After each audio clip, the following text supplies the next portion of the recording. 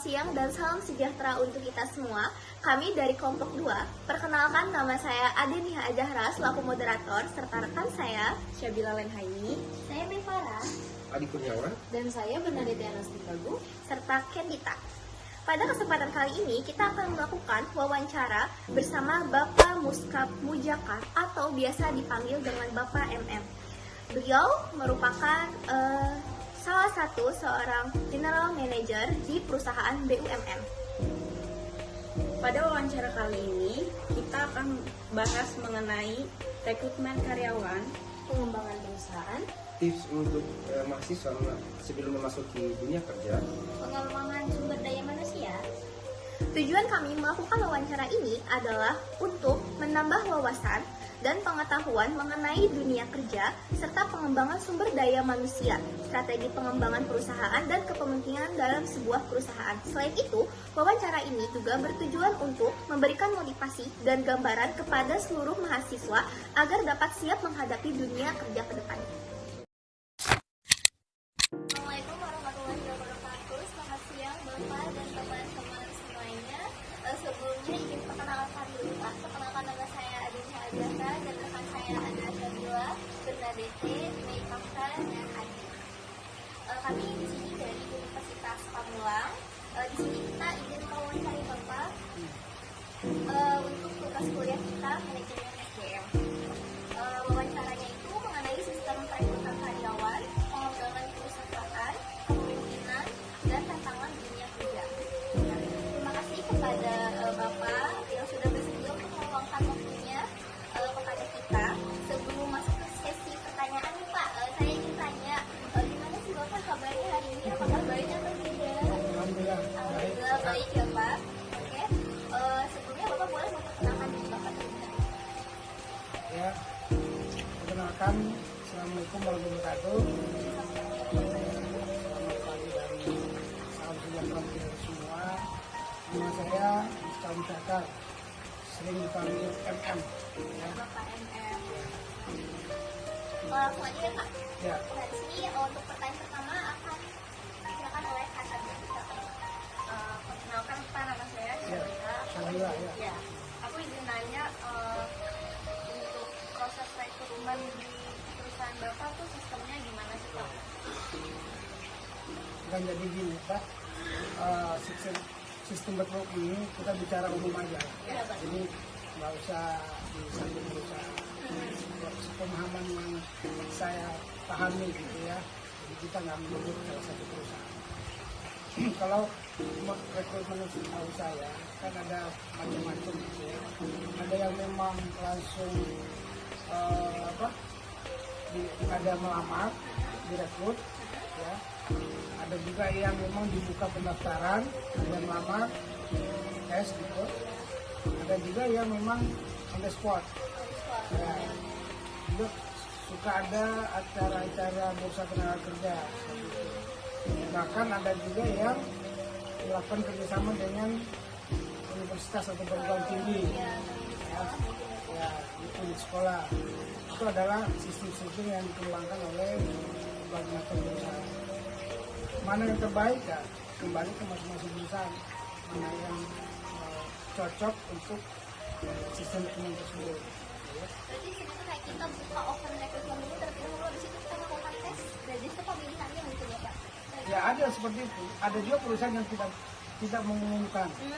Nah, tapi masyarakat sudah tahu bahwa perusahaan ini punya sistem rekrutmen online.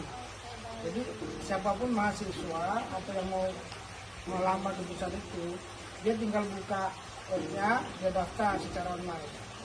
Ya, nah, kapan dia dipanggil? Pada saat perusahaan itu membutuhkan, kan? Nanti akan dicek kan, diseleksi, administrasi dan sebagainya. Hanya ada yang sebulan sudah dipanggil tes, proses tes atau proses selanjutnya. Ada juga yang berbulan-bulan, bahkan ada yang setahun, 2 tahun baru terpanggil untuk ikut proses seleksi. Itu tergantung di perusahaan masing-masing. Ya. Posisi apa, kapan dibutuhkan. Kalau selanjutnya untuk langkah-langkahnya itu gimana Pak? Ya yang tadi secara umum tadi kan gitu, ada kebutuhan dari perusahaan, ya bahkan biasanya perusahaan itu memberikan spesifikasi yang dibutuhkan itu sebenarnya seperti apa. Bukan ada pendaftaran kan, siapapun silakan mendaftar sesuai dengan kriteria yang sudah disebutkan.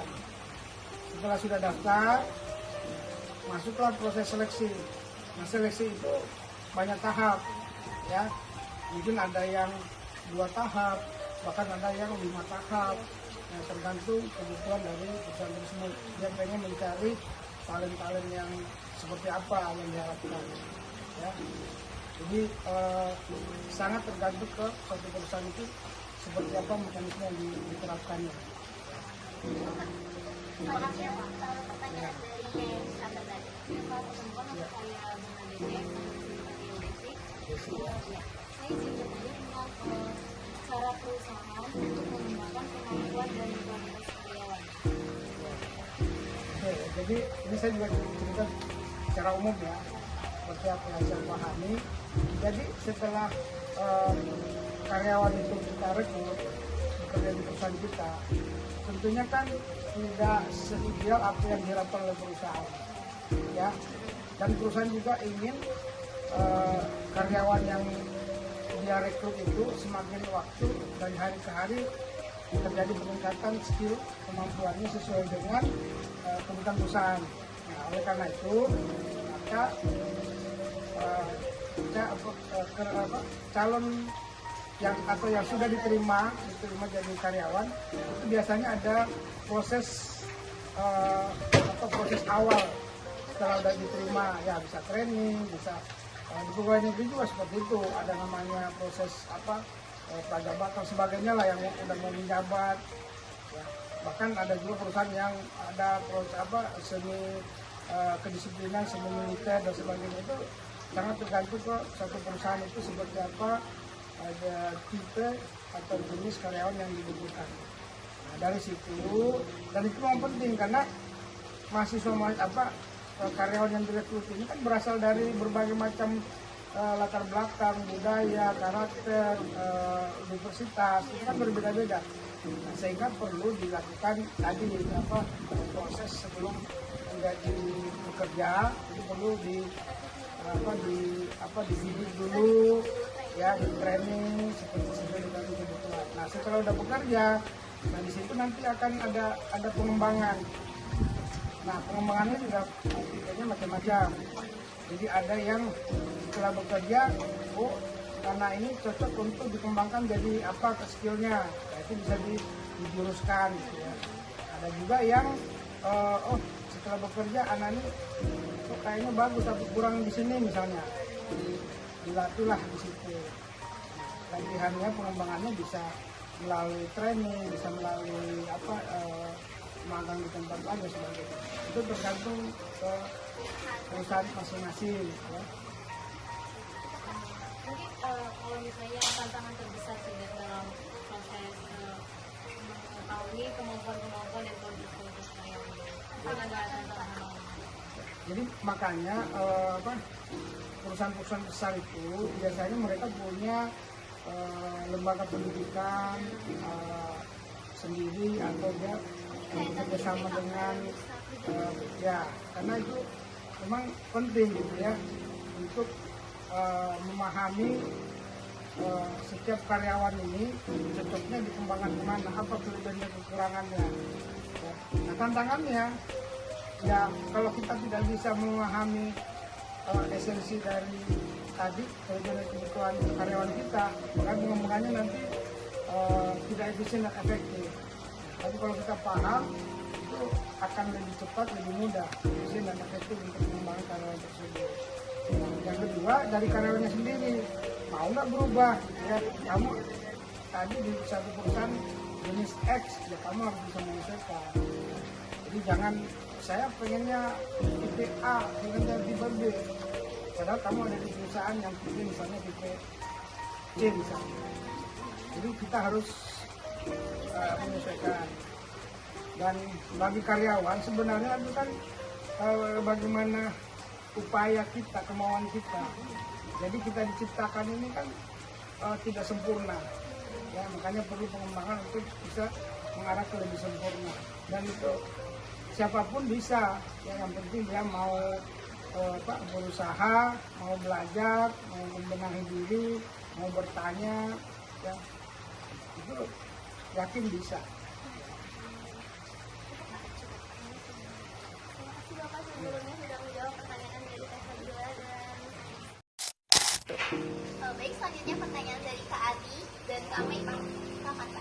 Baik, pertanyaan saya Pak, menurut Bapak strategi apa yang paling penting untuk sebuah perusahaan menjadi maju dan bisa bersaing perusahaan-perusahaan lain?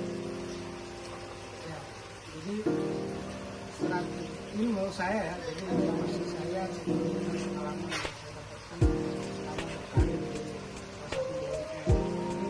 Jadi strategi satu perusahaan untuk bisa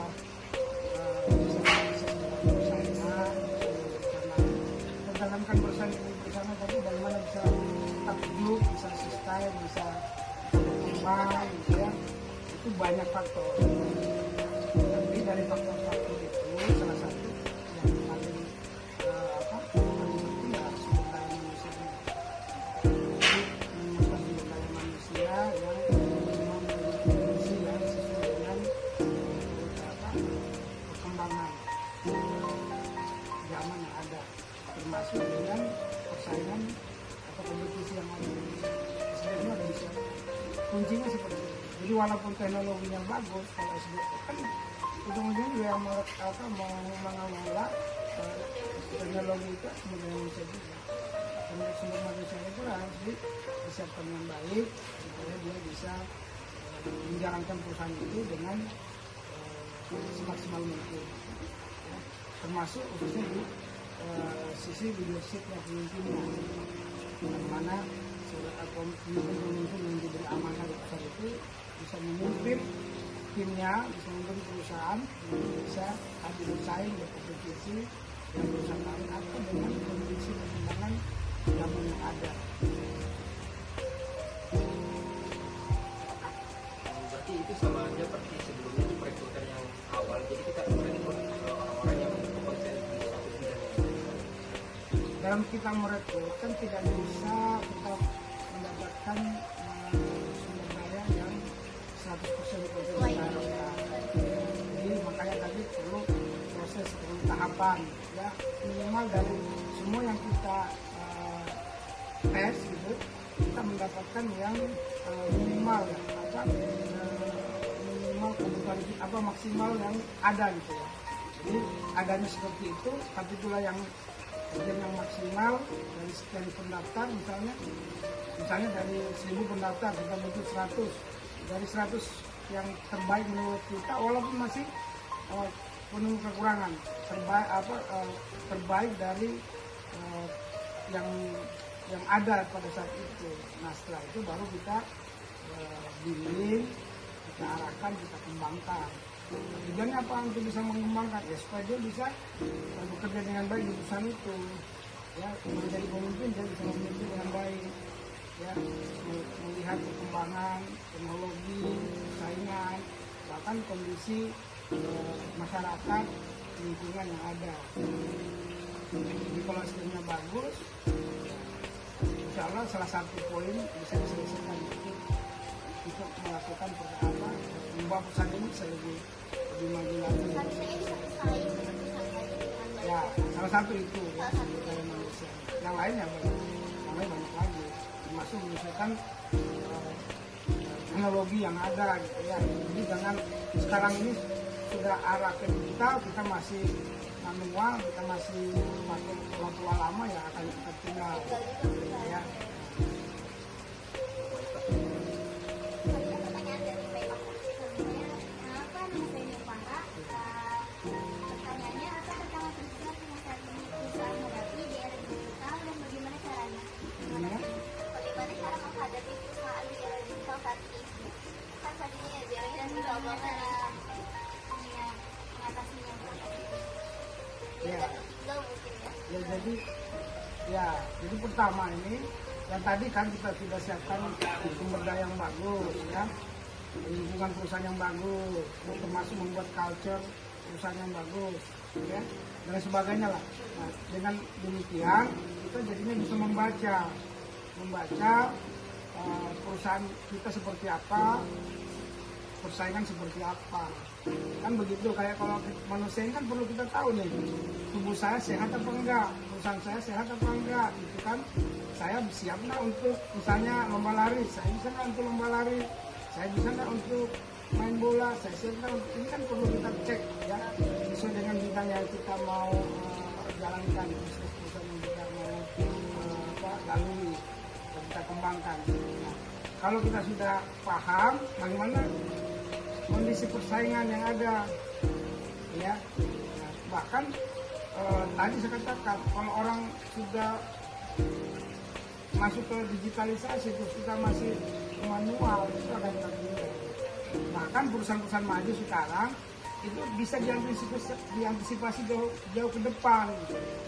Ya, jadi kondisi yang ada sekarang dia sudah berpikir ke depan, berapa tahun ke depan perusahaan kondisi bisnis misalnya, kondisi lingkungan, kondisi persaingan seperti apa, dia antisipasi seperti dari saat sekarang ini, ya. Nah itu sifat antisipasi. Dan kalau kita lihat ya, perusahaan yang bisa sukses, bisa tetap bertahan sampai saat ini adalah perusahaan yang bisa mau beradaptasi dengan kondisi yang ada, kondisi perusahaan, dan bisa mengembangkan perusahaannya, tidak merasa dia besar sendiri. Coba lihat, banyak perusahaan yang dulu sangat terkenal, ya, tiba-tiba hilang seketika. Kenapa? Karena dia tidak menyiapkan perusahaannya, termasuk SDM-nya. Dia merasa yakin, besar, ternyata di luar sana ada pergerakan yang begitu cepat, sehingga dia bisa langsung hilang. Nah, dan banyak perusahaan oleh karena itu perlu mawas diri. Nah, dan yang melakukan itu ya manusia, sumber daya yang ada di situ.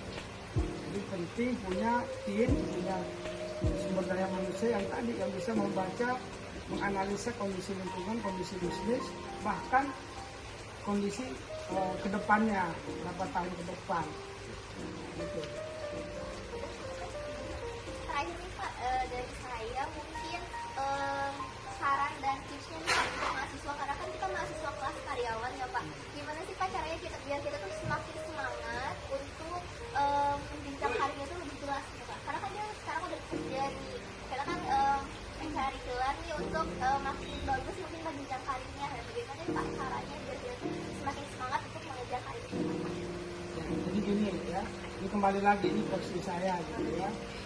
Jadi yang pertama kalian sudah punya credit point, ya, sudah bekerja, nanti mau belajar lagi, ya, yang lebih serius karena ada masuk universitas kan, belajar kan lebih serius, bukan asal belajar otodidak atau kursus ini masuk ke dunia universitas, artinya kan lebih disiplin. Nah, jadi artinya kalau kalian masuk ke situ, berarti kalian selangkah lebih jauh dengan teman-teman yang tidak melakukan. Itu satu kredit yang positif lah. Nah, yang kedua, kita setiap melakukan sesuatu itu harus ada tujuannya, ya. Jadi kamu mau ikut belajar di satu universitas walaupun kamu sudah bekerja, tujuannya apa? Maksudmu apa? Apakah hanya mau nyari teman banyak, atau mau nyari pacar, atau mau nyari apa, ya kan? Ya, atau mau main-main. Harus punya tujuan. Oh, saya mau menambah ilmu supaya nanti saya jadi sarjana, supaya nanti ilmu saya juga lebih bagus, sehingga nanti di kantor saya bisa lebih berkontribusi maksimal. Dan saya jika berkontribusi maksimal, nanti saya bisa promosi jabatan, saya diberikan tanggung jawab apa sebagainya. Itu harus ada itu, karena kalau enggak nanti kamu pada saat sekolah pendidikan tadi itu pasti ujiannya banyak, pasti tantangannya banyak, ya. Nah, jadi kalau orang tidak punya persiapan itu gampang sekali untuk jatuh. Makanya banyak sekolah-sekolah itu yang mahasiswa tiba-tiba hilang, nggak lanjut sebagainya, karena di situ nanti problemnya, ya, baik dari sisi material maupun dari sisi waktu, manajemen waktu, kedisiplinan, stres misalnya, kok susah membagi waktu. Tapi kalau kita sudah ada motivasi di dalam diri saya harus sukses, insya Allah mudah-mudahan dimudahkan. yang kita makan yang paling Nah, kita dan itu yang membedakan. Ya, coba di negara kita ini ada berapa presiden? Hanya satu kan, dari 280 juta ini berapa menteri, berapa direktur? Itu sangat selektif sekali. Nah, untuk bisa menjadi orang yang terpilih ya kita harus menyiapkan diri. Ya, menyiapkan mental, terus belajar.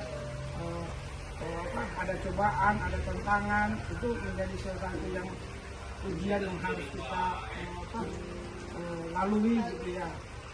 Bahkan kata orang pintar, orang-orang bijaksana, untuk bisa mencapai satu cita-cita harus diperjuangkan secara maksimal. Di dalam perjuangan itu pasti ada cobaannya, ada tantangannya, dan kadang kita suatu waktu gagal. Nah, kegagalan itu adalah tahap untuk bisa mencapai kesuksesan. Makanya ada yang kuliah asal-asal masuk, nggak masuk, asal ada juga yang selalu in the best. Nah itu motivasinya, dari sisi motivasinya. Ya ada yang cepat bisa selesai, ada yang bertahun-tahun nggak selesai. dan itu tergantung diri kita sendiri. Ya, dan kembali ke diri kita sendiri. Semuanya seperti apa, tujuannya apa. Oke, baik Bapak, terima kasih banyak atas saran, terus ilmu yang Bapak kasih, bahkan pengalaman yang sudah Bapak sampaikan kepada kami. Semoga wawancara dan motivasi yang telah Bapak berikan untuk kami akan kita jalani untuk kedepannya. Terima kasih juga untuk motivasi semangatnya. Sekian dari Ya, kami. jadi saya disclaimer dulu ya. Jadi apa yang saya sampaikan ini itu murni dari apa yang pemahaman hidup saya, pengalaman saya selama bekerja di suatu perusahaan dan bergaul dengan masyarakat. Jadi silakan apa yang bagus, silakan kalau mau diambil, kalau ada yang nggak cocok nggak usah diambil. Dan harapan saya semoga bincang-bincang kita, diskusi kita ini bisa memberikan manfaat, bukan hanya buat adik-adik sekarang, tapi seluruh seluruh mahasiswa atau seluruh yang mendengarkan. Mudah-mudahan ada skill skill yang keambil yang bisa bermanfaat.